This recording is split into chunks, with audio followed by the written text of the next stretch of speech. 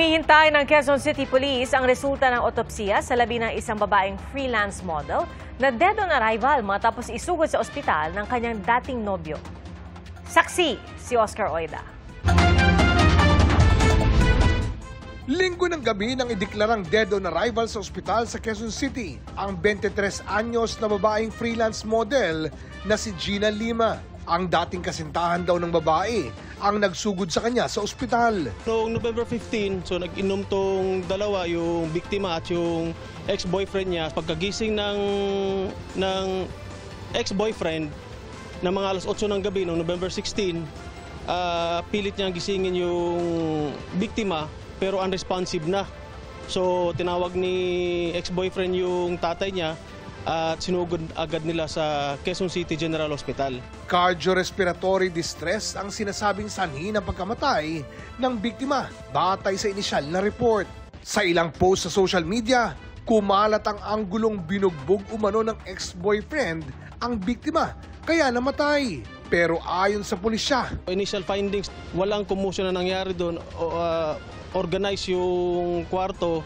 May mga konting pasa sa legs pero mga tuldok-tuldok lang. Tapos tiningnan na initial cursory examination sa mga investigator natin. Dito pinatingnan agad dito yung leeg at saka yung sa muka.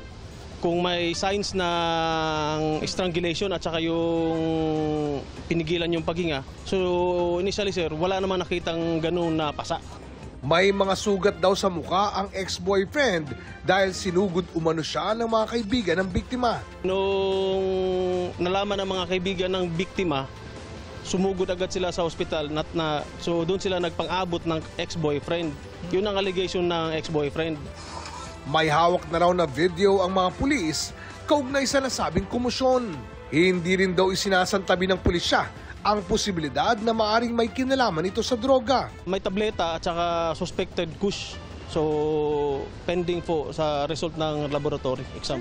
Kanina, halos magkasunod na dumating sa tanggapan ng Criminal Investigation and Detection Unit sa Quezon City Police Department ang mga kapatid ng namatay na freelance model at ang ama ng dating nobyo nito. Kapwa sila tumangging magbigay ng anumang pahayag sa media. Base sa salaysay ng mga kapatid ng biktima sa mga pulis. Tinanong natin kung mayroon bang pagbabanta o nagsusumbong ba yung biktima na sinasaktan. So far, wala pa namang binabanggit yung dalawang kapatid. Hindi na rin nagpaunlak ng panayam ang ama ng ex-boyfriend ng biktima. Pero kumpiyansa umano itong mapapatunayang walang sala ang kanyang anak. Sa ngayon, hinihintay ng SIDO ang resulta ng autopsy. Para sa GMA Integrated News, ako si Oscar Oida, ang inyong saksi. Ibinasura ng Korte Suprema ang mosyong naglalayong pilitin si Ombudsman Jesus Crispin Remulla na ilabas ang umano'y kopya ng arrest warrant ng International Criminal Court laban kay Senador Bato de la Rosa. Inihain ito ni De la Rosa at dating Pangulong Rodrigo Duterte. Sa halip, inatasan ng Korte Suprema ang mga respondent na magkomento sa very urgent manifestation. Binigyan ng 10 araw ang mga respondent para magkomento. Sinubukan po namin hingin ang reaksyon dito ni De la Rosa pero hindi pa siya sumasagot sa amin. Ayon naman sa abogado niya si Attorney Israelito Torion, maghahain daw sila ng motion for reconsideration.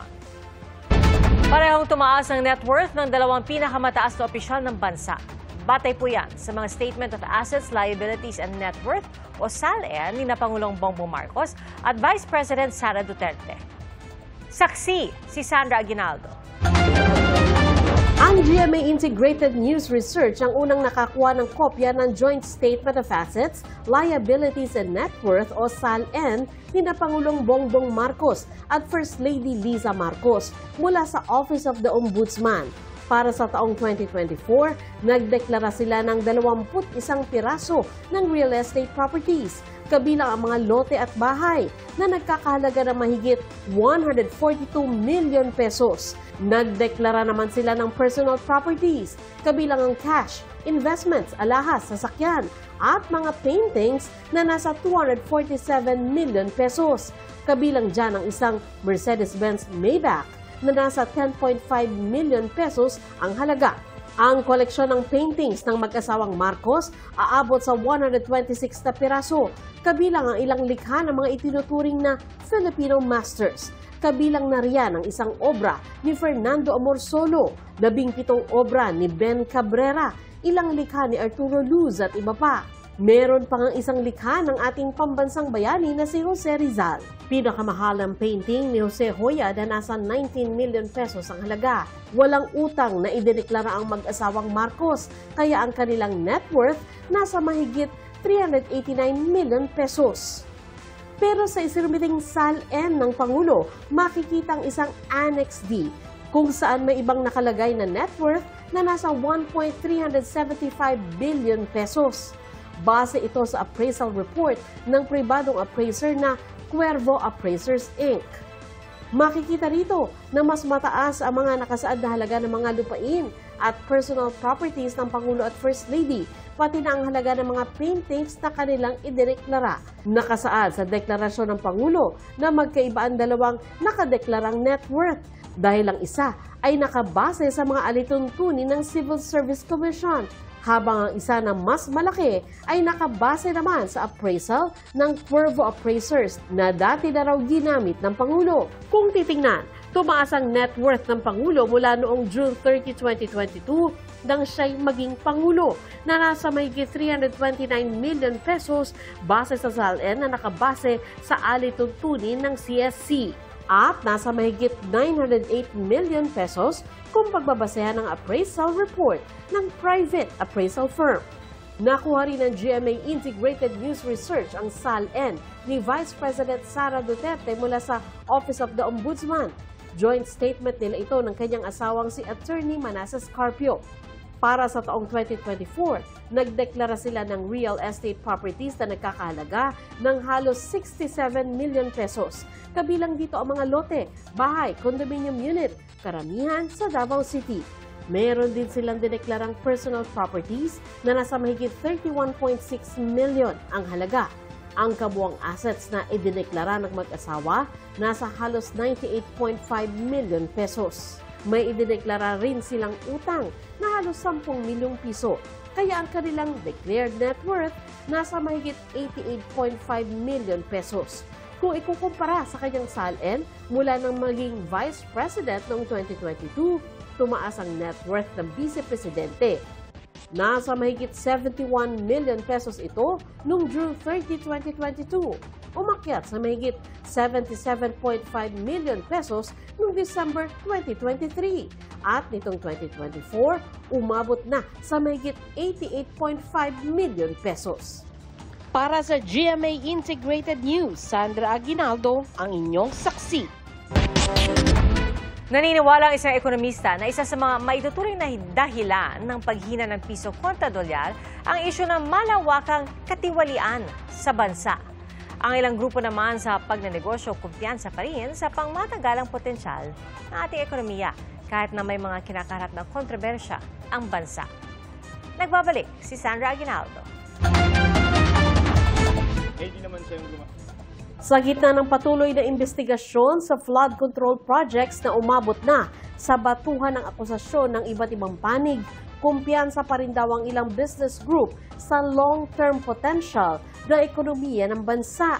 Patuloy raw silang mag-i-invest, lilikha ng trabaho at magpapalawak ng negosyo. Pero giit nila, hindi lang economic fundamentals ang nakaka-impluwensya sa mga investor, kundi pati ang governance o palakad ng gobyerno. Kaya panawagan nila, tiyakin ang pagiging matibay ng mga polisiya, pairalin ng batas at sugpuin ang katiwalian ng mabilis at tiyak. As of late, the report on the third quarter GDP, you can see quite a drastic drop. From the projected 5.2, 5.3%, it went down to 4%. Okay? Now, you can say that's already a very substantial drop. The impact on the economy because of uncertainties, it's there. We cannot just disregard it. Ayon naman sa ekonomistang si Emmanuel Leco, isang araw sa maituturing na dahilan ng pagbaba ng halaga ng piso kontra dolyar ang malawakang katiwalian sa gobyerno. Noong November 12, bumagsak sa panibagong record low na 59 pesos and 17 centavos ang palitan kada dolyar. Ang peso exchange rate, malilink ba natin sa corruption? Maililink ba natin sa ano? Yes, dahil kasama dyan yung kumpiyansa. Kung ang dolyar mo ay nasa Pilipinas, baka gusto mong i-atras ito at dalhin sa ibang bansa na mas malaki ang kikitain ng dolyar ng nahawak mo. Mahalaga raw na maimbestigahan ang lahat ng anggulo ng katiwalian sa flood control projects. Kabilang dito ang mga aligasyon ni dating Congressman Zaldico laban sa Pangulo at ilang opisyal ng gobyerno. Nauna nang tinawag ng Malacanang na walang ebidensya at anilay naging comedy series na. Unang-una, ano po ba ang nilalabanan ng Pangulo? Kitang-kita po natin ang nilalabanan niya, korupsyon. Kapag po ba kayo ang investor, hindi po ba mas gugustuhin niyo ang leader na kumakalaban sa mga korupsyon, sa mga maanumalyang trabaho sa gobyerno? Tingin din ng ilang negosyante, makatutulong ang ilang pagbabago sa gabinete. Kabilang ang paghirang kay Frederick Go bilang Finance Secretary. He will bring some stability, and because he's from the private sector, and in his role as the special advisor for foreign investment, he has built a certain credibility. We're confident in Secretary Frederick Go being the new Secretary of Finance. Para sa GMA Integrated News, ako si Sandra Aguinaldo, ang inyong saksi.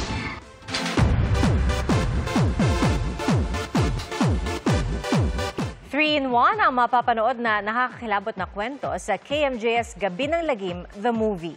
At ang mga nakagigimbal na storya, hangos sa totoong pangyayari. Narito ang showbiz saksi ni Orby Carampel.